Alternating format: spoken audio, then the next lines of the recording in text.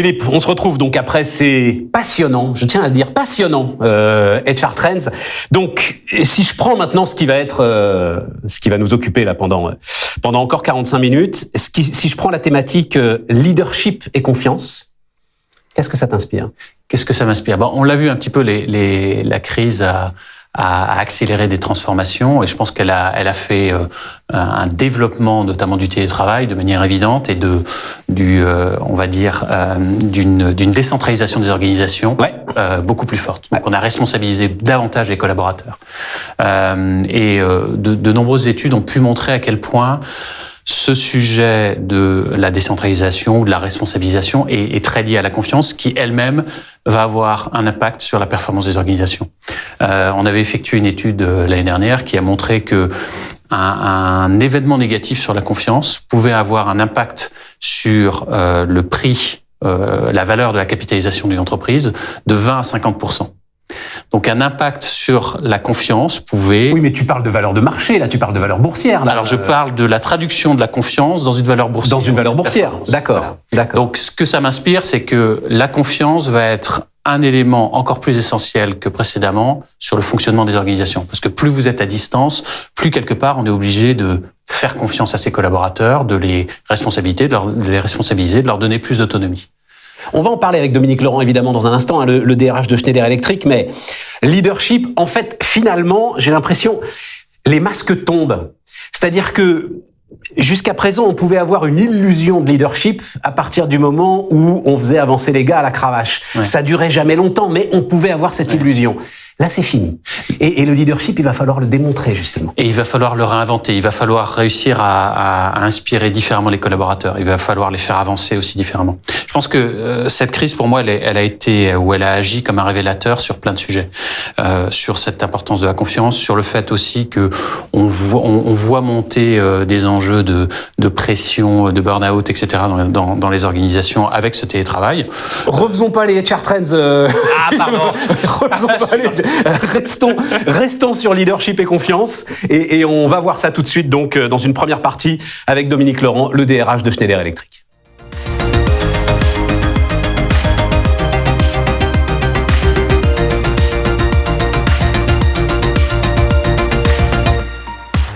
Bien, on rentre dans le vif du sujet. Après l'ensemble de ces hors-d'œuvre, certes, très agréable, mais il est temps d'attaquer le plat de résistance avec Dominique Laurent, le DRH de Schneider Electric. Bonjour Dominique. Bonjour Stéphane. Merci de nous rejoindre. Philippe, donc, qui reste avec moi pour, alors, essayer de définir, la phrase, elle est de toi, Dominique, le next normal de Schneider Electric. Ouais, alors elle n'est pas tout à fait de moi, c'est le terme qu'on utilise. Moi, on me parlait du new normal. J'aime bien le next normal, c'est pas mal quand même, parce qu'on sent que c'est une étape. Alors, nous, on parle chez Schneider de next normal. Et on travaille sur ce sujet-là actuellement. On a lancé des groupes de travail au niveau monde. On a lancé des groupes de travail en France pour essayer de définir ce que va être. Moi, j'aime pas parler du monde d'après. Parce que je pense qu'on va rentrer dans une normalité qui va être différente, qui est notre prochaine normalité. Je crois qu'un des gros sujets qu'on va devoir adresser à la faveur de ça, c'est effectivement la façon qu'on va avoir de travailler ensemble. Il y a un gros sujet qui est sur la table aujourd'hui, qui est le télétravail. Donc ça fait quasiment 14 mois qu'on est dans le télétravail. Que vous baignez dedans. Ouais, alors on est entre télétravail light, fort, je dirais, au gré de la crise, au gré des confinements, reconfinements, déconfinements. Mais ça fait quand même... Alors, attends, Dominique, juste un truc là-dessus. Là, on a vu la plénière, on en a parlé. C'est-à-dire, en préparant l'ensemble de cette réunion passionnante, j'entendais des DRH me dire, s'il vous plaît, on peut peut-être faire une pause sur le télétravail, etc. Sauf qu'en fait, c'est bel et bien l'obsession de tous les DRH de France et de Navarre, c'est comment je vais organiser ce truc. Ouais, on est d'accord. C'est le sujet. C'est le sujet. Alors, chez nous, c'est un demi-sujet. Pourquoi ? Parce qu'avant la crise, on faisait déjà du télétravail, on en faisait plutôt pas mal. Beaucoup. Ouais. On avait signé un accord d'entreprise en 2018. On avait à peu près la moitié de nos collaborateurs qui étaient en situation de pouvoir télétravailler, qui télétravaillaient à raison de 2 jours par semaine. Donc, c'est-à-dire qu'on a pivoté assez facilement dans la moitié des collaborateurs de Schneider Electric télétravaillaient 2 jours par semaine. Ceux qui pouvaient le faire. Ceux qui pouvaient le faire. Ceux qui pouvaient le faire, qui avaient des emplois dits télétravaillables. Voilà. On est rentré dans la crise, on a pivoté facilement là-dedans. On est rentré dans le télétravail facilement. Maintenant, il faut en sortir. Alors, il y a 2 options. Soit on en sort en se disant, attendez, les gars, c'est la fin de la crise et on retourne à la situation ante, on ne change rien. Option numéro 1. Ouais. Et option numéro 2, on se dit finalement, est-ce qu'il ne faut pas qu'on fasse évoluer la façon qu'on avait de faire et de voir le télétravail hier ? Moi, je suis plutôt partisan de ça. Et ce qui est assez intéressant dans les entreprises, c'est qu'on va voir surgir ce que j'appelle, moi, des querelles entre les anciens et les modernes. Les anciens qui diront, non, mais attendez, tout ça, c'est bien gentil. On revient à la forme habituelle, et ça, c'est pas propre à Schneider, je crois que c'est dans toutes les entreprises. On revient à la forme hantée du travail, avec peu de télétravail dans certaines entreprises, ou le télétravail qu'on faisait avant la crise, où il va falloir qu'on aille évoluer, ce que disent les modernes, dans une nouvelle forme de télétravail. Moi, je fais partie de ces gens-là. Dominique Attard, toi, tu dis un truc précis. Tu dis c'est 2 jours. Aujourd'hui, non, tu dis la norme à 2 jours, elle doit s'imposer, sinon on franchit un cap. Alors, c'est un énorme choix. Passer de 2 à 3 jours de télétravail, c'est un changement de nature. Voilà. Alors, moi, j'explique et on aura cette discussion au sein de Schneider. On l'aura avec les managers, on l'aura avec les organisations syndicales.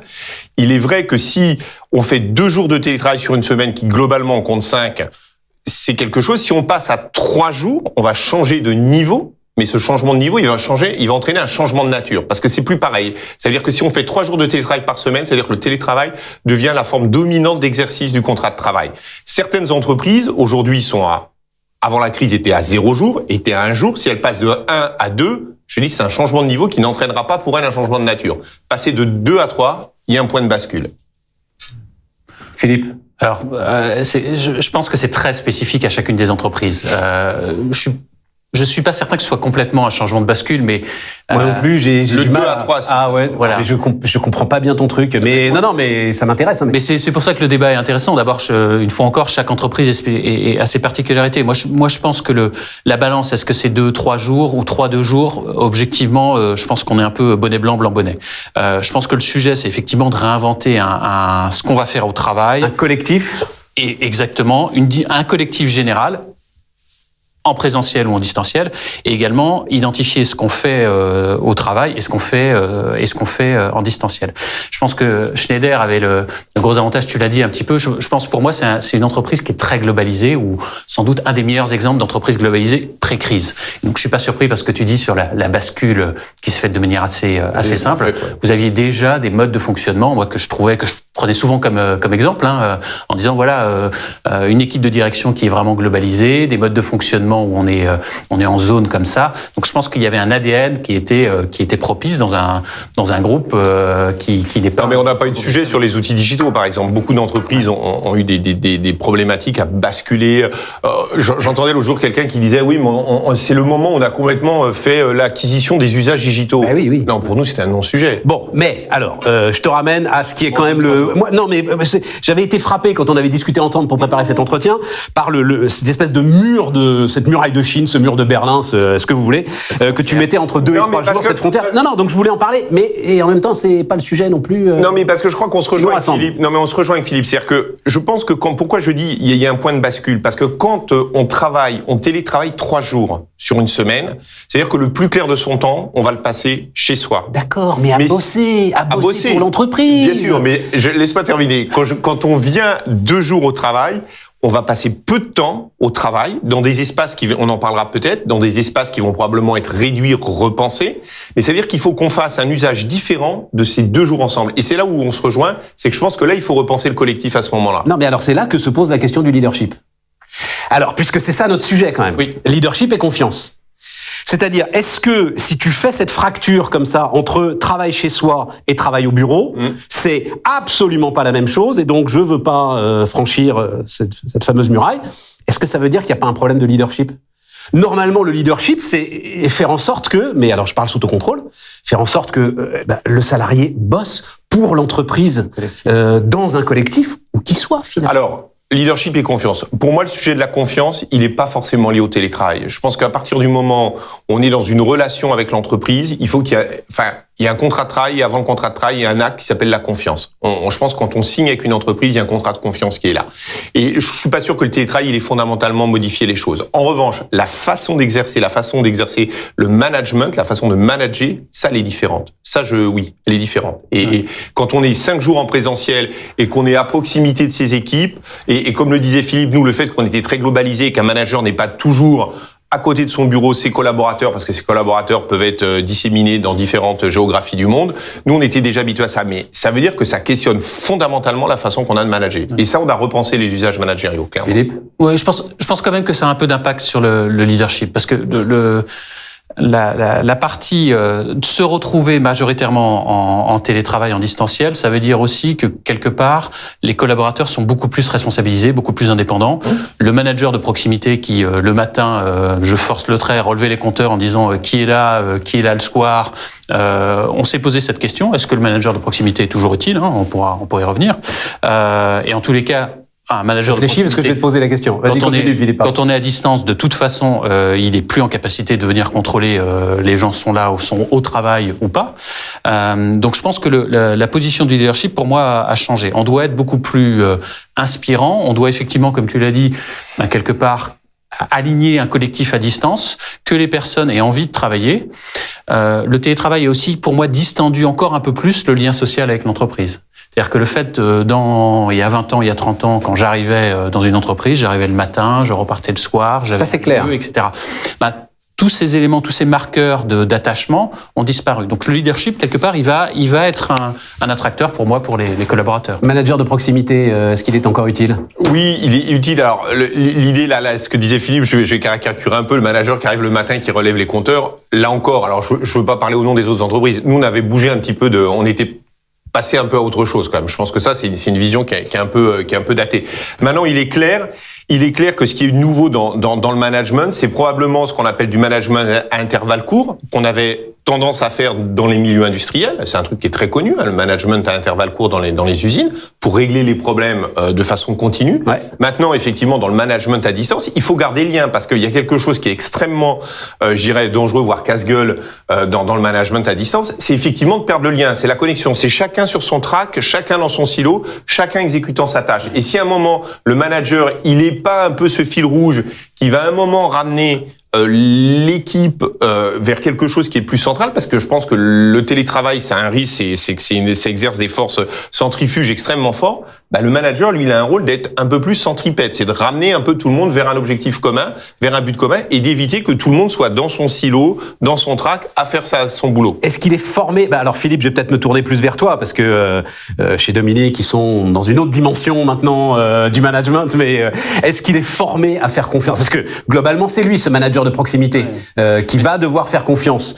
Tu disais, son boulot, c'était de relever les compteurs. Est-ce qu'il est formé à faire confiance ? Je suis pas sûr qu'on puisse être formé en tant que tel à faire confiance. Je pense que c'est plutôt, pour moi, c'est plus une résultante d'enjeux organisationnels, managériaux, culturels, qu'il faut transformer dans une structure. Et là, on a le fil directeur pour moi sur le leadership confiance. Ce que ça veut dire, c'est que on a les premiers dirigeants qui doivent inspirer cette confiance dans et en dehors de l'entreprise avec les parties prenantes. Et je pense que ça doit percoler dans toute l'organisation. Mais le manager, il va pas être formé en tant que tel à faire confiance. Il va plutôt. Ça n'existe pas, ça. Non, on forme pas la confiance. Moi, je pense que l'acte de confiance numéro 1, c'est le recrutement. Si demain je recrute Stéphane Soumier, je vais le recruter pour 2 raisons. Je vais le recruter. Moi, je le dis toujours dans mes équipes. Je leur dis, je vais le recruter parce qu'il est compétent, parce que je vais pouvoir lui déléguer, parce que c'est un bon camarade. Alors, ça peut faire un peu rétro. Moi, je suis très attaché à cette notion-là. Je te vois. Je sais pas comment tu sais que je vais être un bon camarade même avec un processus de recrutement. Non, parce que je vais le voir, on va discuter. Je vais voir que l'alchimie va bien se passer avec le reste de l'équipe et autres. Mais c'est là où se passe la confiance. C'est qu'à un moment, je dis, cette personne-là, elle va travailler avec nous. Je dis pas avec moi, elle va travailler avec nous et on va pouvoir tous se faire confiance. Et moi, je suis hyper attaché à ça. Et je pense que c'est quelque chose dans les équipes qu'on tente de développer. Mais il y a un temps qui est fort, qui est le temps du recrutement. Je pense que le temps de recrutement, c'est un temps de confiance. Donc c'est Philippe. Mais ça ne forme pas la confiance. Voilà, moi je pense que c'est la partie managériale est un des rouages de la confiance, mais nous, notre conviction, c'est qu'il y a 4 dimensions sur cette confiance. Il y a une première dimension qui est plutôt une dimension économique, une deuxième dimension qui est une dimension sociétale, une troisième dimension qui est une dimension managériale, et une quatrième qui est une dimension humaine. La première, c'est quoi ? C'est de dire que l'organisation, dans son ensemble, doit faire un profit, mais ce profit doit se faire aussi dans un ensemble, en tenant compte aussi d'un environnement, d'un partie prenante. Donc on doit avoir quelque part un partage des profits. La deuxième dimension, la la dimension sociétale, c'est de dire que finalement, je dois avoir un business qui est éthique. Je peux pas avoir une dimension économique qui laisse de côté complètement ces dimensions éthiques. La troisième, c'est la dimension managériale dont Dominique parlait il y a quelques instants. Et puis la quatrième, c'est la dimension humaine, c'est de s'assurer que mon entreprise est une entreprise qui met en avant les questions d'équité, les questions de diversité, d'inclusion et d'expression. Et juste pour te donner un exemple sur la confiance, typiquement, on avait fait il y a quelques années un travail avec Financiel, qui est un organisme qui promeut la mixité plutôt dans des groupes des groupes financiers, des établissements financiers. Le travail qu'on a fait a été d'identifier en quoi les initiatives qui étaient prises pour promouvoir la mixité et notamment davantage de femmes dans les équipes de direction avaient un effet sur le reste de l'organisation. Et je fais court mon histoire longue. On a montré que le niveau de confiance des hommes, quand il y avait des initiatives destinées à promouvoir la place des femmes, augmentait.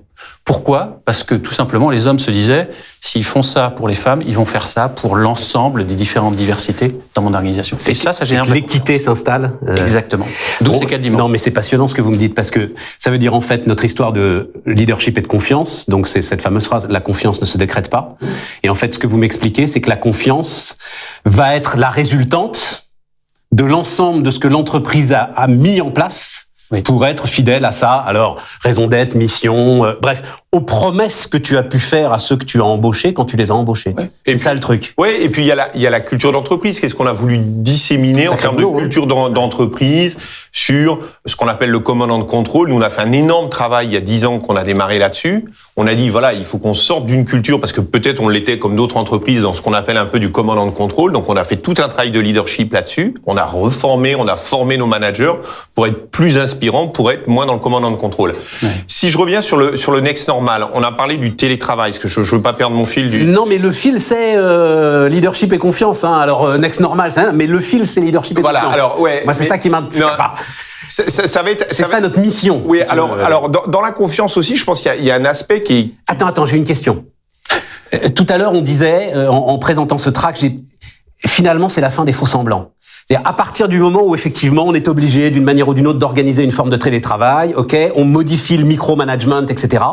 C'est-à-dire que, en fait, les entreprises qui ne sont pas sincères avec elles-mêmes, c'est là que ça va claquer. En fait, le télétravail, là, pour le coup, ne va pas marcher, parce que l'ensemble de ce qu'on vient de décrire ne pourra pas se mettre en place. Ouais. Mais je pense que ce qui va pas marcher encore, ce qui va être, je pense, le plus grand danger, c'est pas celui-là. Je pense que le plus grand danger au regard du télétravail, c'est de faire fi comme s'il n'y avait pas eu cette crise et de retourner une situation hantée. Ça, je pense que c'est encore même supérieur comme risque. C'est-à-dire que les entreprises qui vont dire, on est sorti du Covid, c'est retour à la situation d'il y a 14 mois. Moi, je crois fondamentalement que cette crise, elle a un effet, ce qu'on appelle d'hystérésis. C'est-à-dire, les causes vont perdurer, alors que le facteur déclencheur, la crise, aura disparu. Et on ne pourra pas imaginer le monde du travail demain en faisant fi de ce qui s'est passé là sur un certain nombre de sujets et d'items, dont le télétravail. Je suis fou. Mais c'est pour ça qu'on y consacre une journée, voilà. Ça, je suis tout à fait d'accord. Et qu'est-ce qui va se passer ? Je pense pas qu'il y aura des conflits sociaux là-dessus, mais il y aura des arbitrages personnels. C'est-à-dire chaque personne, dans son quotidien, rend des arbitrages personnels. Il y a une sorte de contrat de confiance. Et il y a un moment, si une entreprise, elle n'est pas capable de faire évoluer sa politique du travail, là, il y a des trucs qui va se passer des ruptures. C'est-à-dire qu'il y a des personnes qui diront, non, moi, je quitte l'entreprise, que ça m'intéresse plus de travailler comme ça. Non, moi, sur le sujet de la confiance, moi, je trouve toujours très intéressant de faire une comparaison, par exemple, avec une société comme la société américaine, qui éduque ses enfants dès leur plus jeune âge qui leur donne confiance. Et ce qui est de manière très intéressante, si on voit sur le télétravail, depuis de nombreuses années, le télétravail a augmenté. D'accord ? Et on était passé à plus de 40% aux États-Unis, alors qu'en France, on stagnait aux alentours de 15-20%. Avec la crise, on a très fortement augmenté. Pourquoi est-ce qu'on freinait en France ? C'était principalement un frein managérial, qui est un frein de confiance. Ouais. Voilà. Là où je te rejoins tout à fait, c'est que avec la crise, on s'est rendu compte que finalement on fonctionnait bien, parfois même mieux. J'insiste bien. Il y a plein d'organisations où la productivité a augmenté. On a peut-être épuisé les ressources d'ailleurs. Ouais, mais enfin. Là où je suis d'accord, c'est qu'effectivement. Moi, c'est Philippe Burger qui me disait il y a quelques mois qu'il fallait se méfier de l'ensemble de ces chiffres de productivité parce que on était en tension. Parce que chacun avait une mission en fait qui était de surmonter la crise. Donc on va voir. Et tout à l'heure, tu m'as interrompu juste quand je parlais. Alors vas-y. De l'effet sur le burn-out de manière très intéressante, c'est que la confiance a un effet réducteur sur le stress d'à peu près 75%. Donc réduit le stress de 75%, on réduit le burn-out de 40%. Donc là, aujourd'hui, ce qu'on a, c'est qu'on est en tension liée à une suractivité, une sursollicitation. On n'a pas trouvé l'équilibre. C'est-à-dire qu'aujourd'hui, on est à 100% télétravail dans beaucoup d'organisations. Et le 100% pour moi est néfaste. Ouais, parce qu'on est en train d'épuiser la ressource. Là, on épuise la ressource. Ouais, mais on va revenir, effectivement, et moi je pense que l'équilibre, il va se faire aux alentours de 40-50%, comme ce qui s'est fait aux États-Unis. Alors de manière très intéressante, les États-Unis, qu'est-ce qu'ils essayent de faire? C'est de faire revenir au maximum les gens au travail. Ouais. En France, la tendance est pas non plus forcément de revenir à 100% au travail. Les gens veulent trouver un bout de présentiel, mais pas que. Ouais, mais là, il faut qu'on statue là-dessus. C'est-à-dire que je pense que les entreprises, elles sont dans cette phase de réflexion, et avec un côté très schizophrène, parce que d'un côté, on réduit les surfaces de travail, parce qu'on va aller vers ça. Ouais. C'est-à-dire une entreprise qui avait besoin de 100 hier, peut-être que demain, elle va avoir besoin de 60. Mais si, pour faire vivre l'entreprise avec 60 alors qu'elle a besoin de 100 hier, il y a une conséquence, c'est qu'il va falloir plus de télétravail. Une question, Dominique. Comment est-ce qu'on, puisque j'ai entendu la confiance, et c'est un peu normal en fait, finalement, réduit le stress, le burn-out, comment est-ce qu'on l'exprime? Réponse courte, parce qu'on est au bout de cet entretien absolument passionnant. Comment est-ce que moi, manager, je vais pouvoir exprimer le fait que je fais confiance, que j'ai compris plein de choses, que ça a été pour moi aussi un choc, un moment de réflexion intense. Comment est-ce que j'exprime cette confiance vis-à-vis de mes collaborateurs? Je pense moi je crois qu'il y a un discours de sincérité à avoir là-dessus, d'expliquer. Je pense que parler de sa gouvernance, c'est quelque chose qui est important. C'est-à-dire que je pense qu'un manager doit exprimer à une équipe. Moi, je le fais toujours quand quelqu'un rejoint mon équipe. Je lui dis voilà mon mode de gouvernance, ce qu'on appelle un système management, la façon que je vais avoir d'interagir avec l'équipe et d'interagir avec toi. C'est comme ça.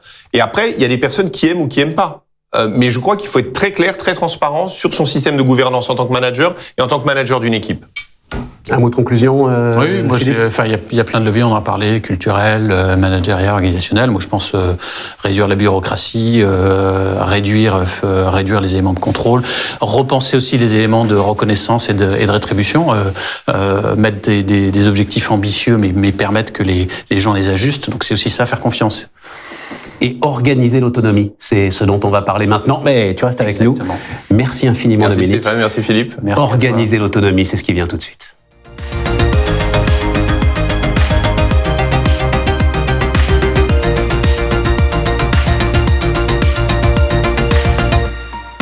On repart les amis, on repart avec Isabelle Calves qui est la DRH de Suez. Bonjour Isabelle, avec Hubert Côté qui est le patron France de Workday. Organiser l'autonomie.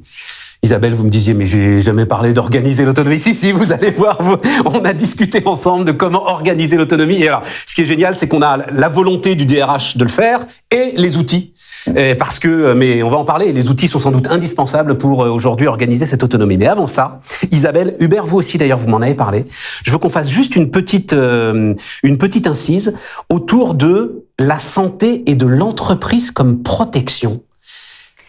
C'est la première leçon, vous, que vous tirez de tout ce qu'on a traversé, Isabelle. Racontez-moi. Oui, parce que si on regarde rétrospectivement tout ce qui s'est passé avec le Covid, en fait, les entreprises ont dû protéger leurs collaborateurs, s'occuper des tests, des masques, de la santé. Ouais. On a eu des gens malades, on a eu des collaborateurs décédés aussi. Donc, il a fallu réinvestir vraiment le champ de la protection, santé, du collaborateur, parfois même de sa famille, s'assurer que partout dans le monde, on avait des systèmes de prévoyance et de santé qui couvraient suffisamment. On s'est d'ailleurs aperçu que des fois, dans certains pays, on n'était pas du tout bien équipés. Enfin, on a vraiment revisité tous ces sujets.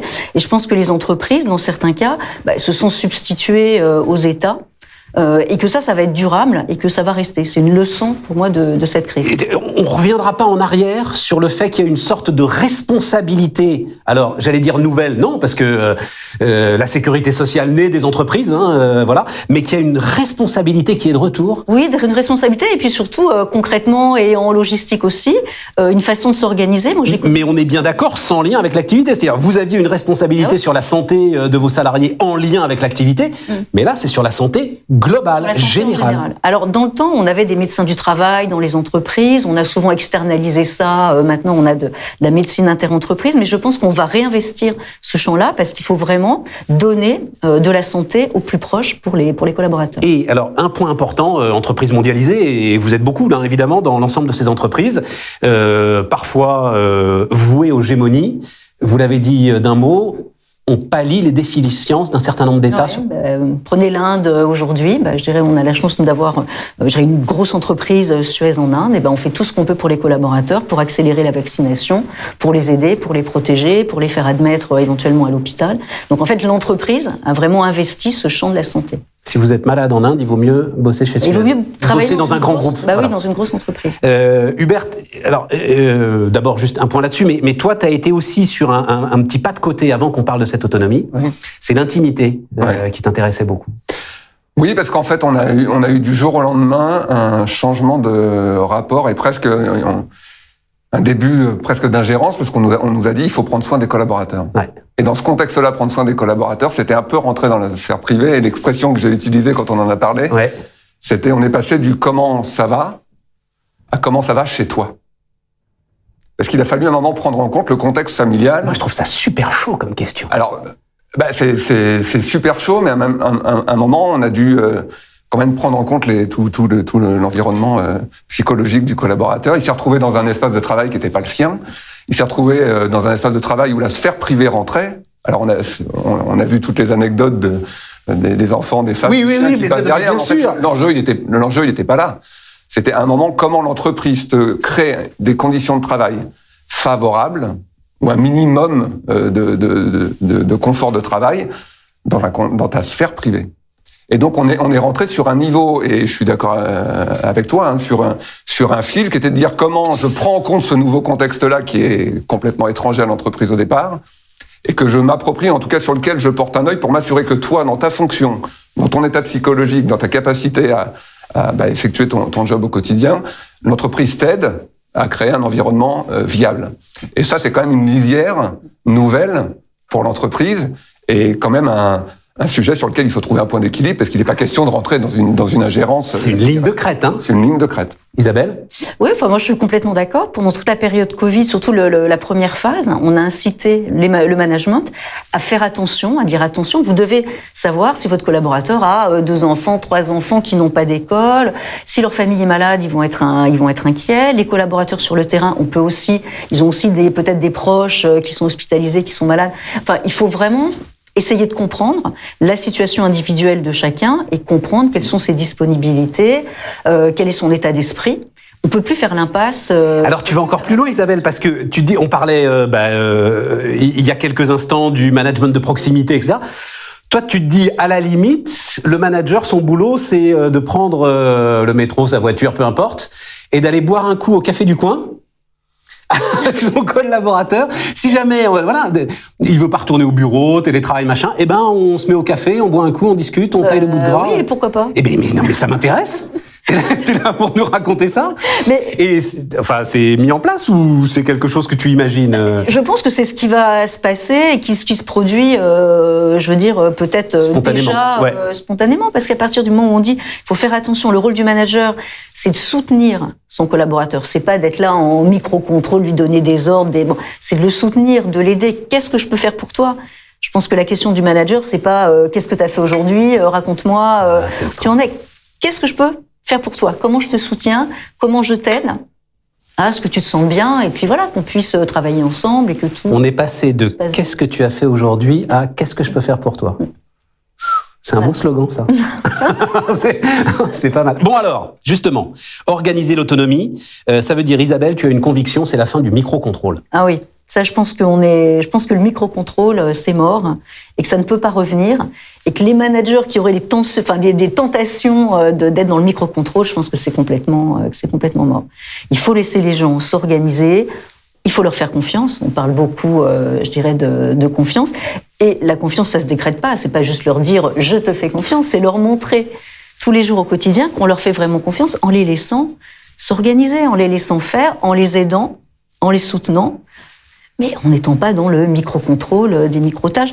Et ça, je pense que c'est devenu vraiment insupportable à vivre quand on est un collaborateur. Donc il va falloir que les managers vraiment prennent conscience de ce changement d'état d'esprit. Comment se l'applique. Tout à l'heure, nos interlocuteurs disaient on ne se forme pas. On ne se forme pas à accorder sa confiance. Globalement, c'était ça. On y arrive, on n'y arrive pas. Ça risque d'être compliqué pour ceux qui l'ont jamais fait. ça se cascade, hein. C'est-à-dire qu'en fait, ça part du haut aussi. Si le manager reçoit de la confiance, il va savoir comment en donner. Ouais. Donc en fait, il faut qu'on arrive à cascader ça du niveau le plus haut, à tous les niveaux. C'est un projet d'entreprise, c'est une culture d'entreprise qui va, petit à petit émerger, arriver. Mais c'est vrai que ça se cascade. Donc c'est un projet d'entreprise donc qui doit partir du sommet. Ouais, je pense. Avec même, ça doit se formaliser dans une forme de communication, à dire. Ou se montrer, ou se démontrer. C'est-à-dire que le management des grands groupes, je parle en tout cas pour les grands groupes, doit montrer l'exemple et se comporter comme ça tout au long de la chaîne. Alors, Hubert. Alors, d'abord, juste sur ce point-là, j'imagine que tu es je suis parfaitement d'accord. Mais parfaitement d'accord. Pour le coup, ça colle même avec le projet d'entreprise de Workday. On peut en dire un mot d'ailleurs, oui. Finalement, parce que c'est ça. C'est il y a je sais pas combien de temps d'ailleurs. 2005. Workday. 2005. Ouais, la création en 2005. Se dire qu'il fallait diffuser l'information plus largement.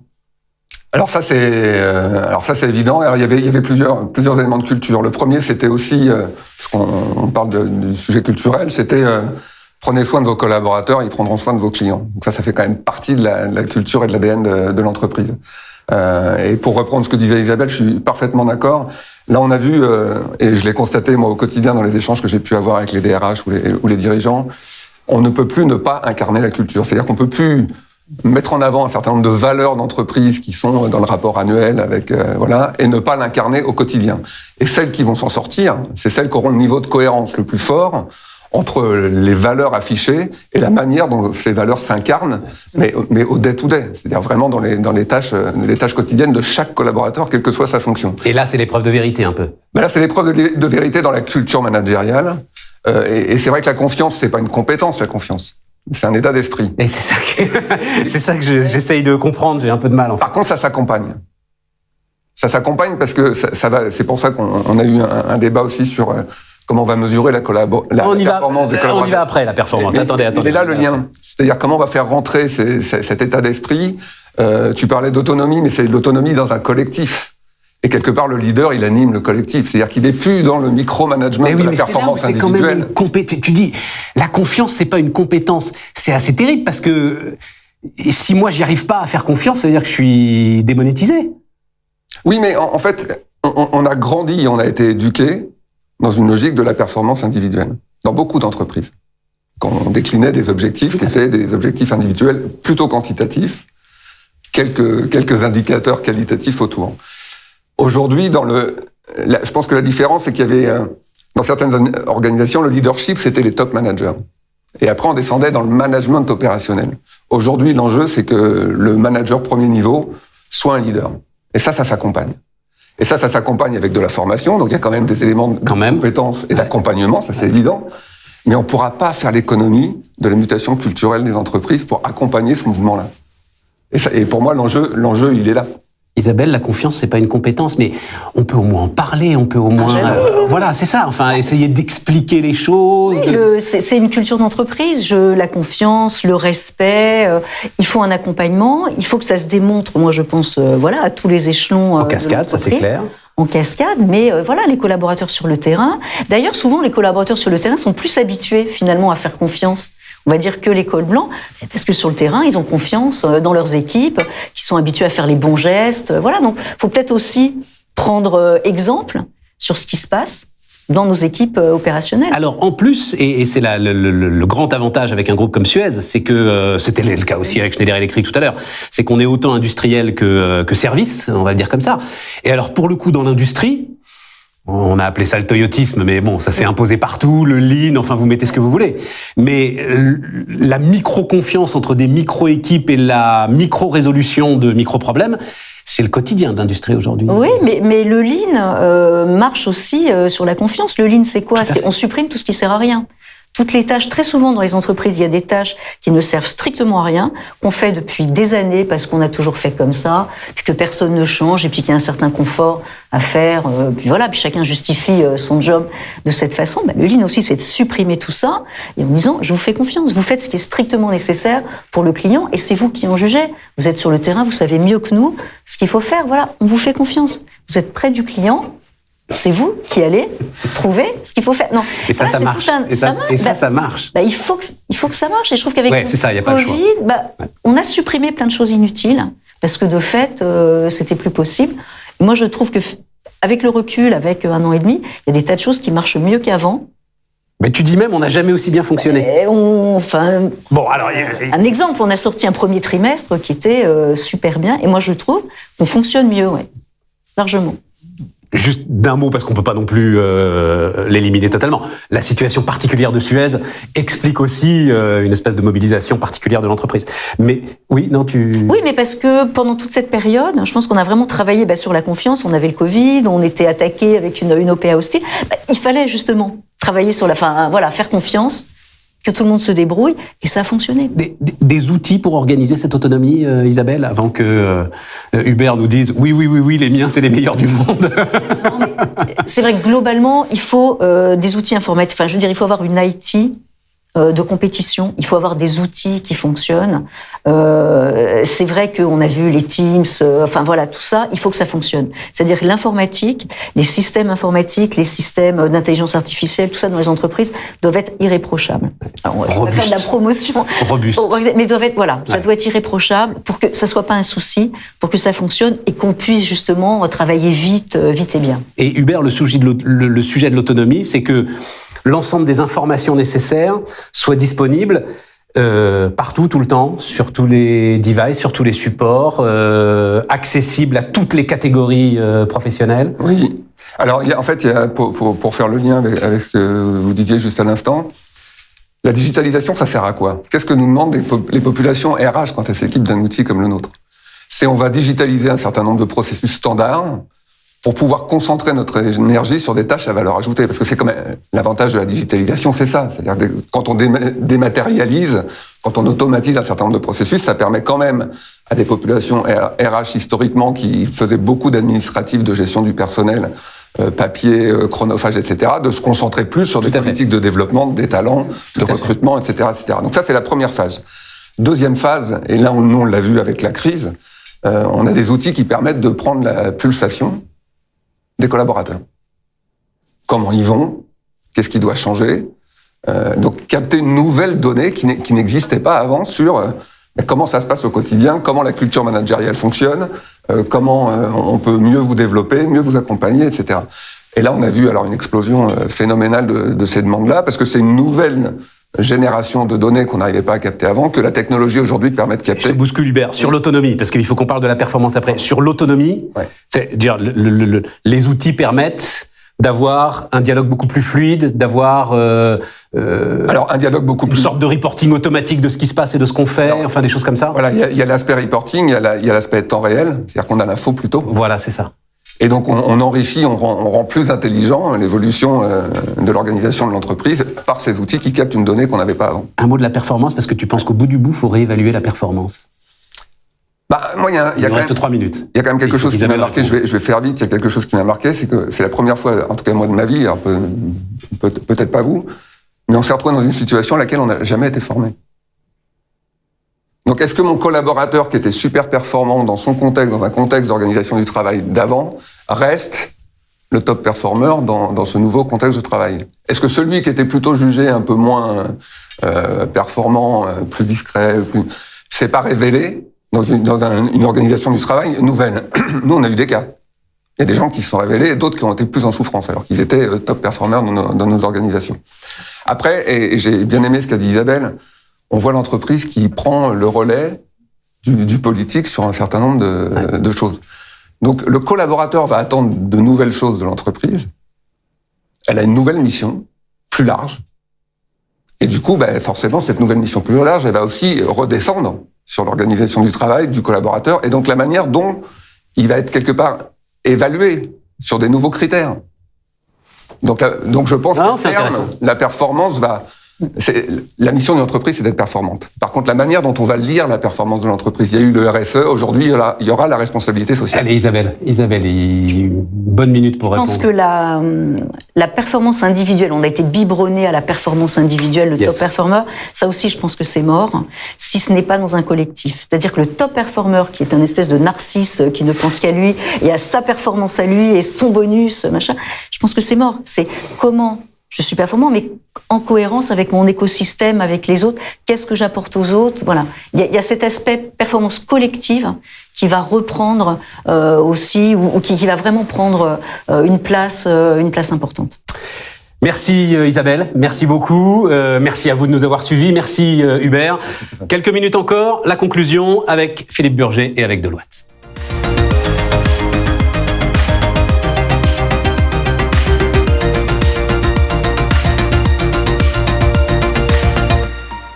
Voilà, on se retrouve pour la conclusion avec Philippe Burger. Et Philippe, alors je vais te dire, moi, ce que je retiens, c'est vous n'avez pas le choix. Exactement. Leadership et confiance, les gars, faut y aller. Parce que voilà, c'est comme sur des questions sociétales, environnementales. Il est obligatoire pour les organisations de traiter le sujet. Isabelle l'a bien résumé. La confiance doit diffuser depuis le haut de l'organisation, mais elle doit percoler dans et en dehors de l'organisation. Mais néanmoins, je bute sur un truc quand même au bout de cette heure de débat permanente, c'est cette histoire de... la phrase d'Hubert Côté était formidable. La confiance, c'est pas une compétence. Ouais. Si la confiance, c'est pas une compétence, et si moi, j'ai du mal à faire confiance, il va falloir quand même trouver un moyen, un moment d'embarquer tout le monde. Oui, je pense que c'est pour ça que ce track est particulièrement intéressant. C'est que c'est un sujet, la confiance, c'est un sujet à la fois rationnel et émotionnel. Et comme tel, on a du mal à le saisir. Voilà, quelque part, on doit un petit peu guider cette confiance, l'initier, générer les opportunités. Et donc, voilà, une partie va venir du leadership. Ouais. Si je fais confiance à un de mes collaborateurs, lui fera confiance au sien. S'il est dans un environnement où quelque part la culture diffuse cette notion de confiance, cette notion de respect aussi des personnes, ouais. C'est un ensemble de facteurs qui va permettre de bouger toute l'organisation. Compliqué, hein. Il y a pas trop le droit à l'erreur sur cette histoire-là. Il y a pas le droit à l'erreur. C'est compliqué parce que l'environnement change. On est dans un environnement générationnel, politique, sociétal qui évolue à toute vitesse. Et pour les dirigeants, traiter ce sujet, c'est difficile. Alors finalement, moi j'ai coutume de dire, comme beaucoup de sujets RH, c'est un patchwork. Il faut du pointillisme, si on va dire. On travaille petit par petit. Tu sais à quoi je pense, juste pour terminer? En fait, je me disais, il va falloir qu'un certain nombre des collaborateurs fassent preuve d'empathie vis-à-vis de leur manager. C'est-à-dire, à un moment lui dire, mais si tu vas voir, ça va bien se passer. Voilà.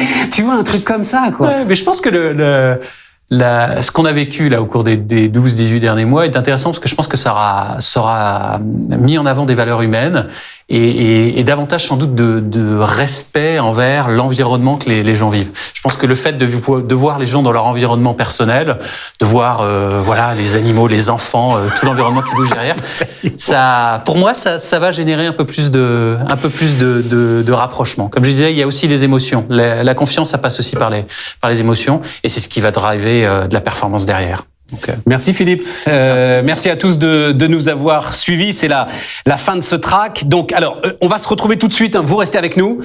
Je vais recevoir 5 startups qui vont nous présenter leurs dernières innovations et on va en avoir besoin dans cet environnement qui est en pleine transformation. Et puis, bien sûr, Future of HR qui continue toute la semaine. Vous faites votre programme sur mesure sur futureofhr.fr avec des rendez-vous en petit comité pour répondre à vos problématiques et à vos enjeux prioritaires. À tout de suite avec les startups.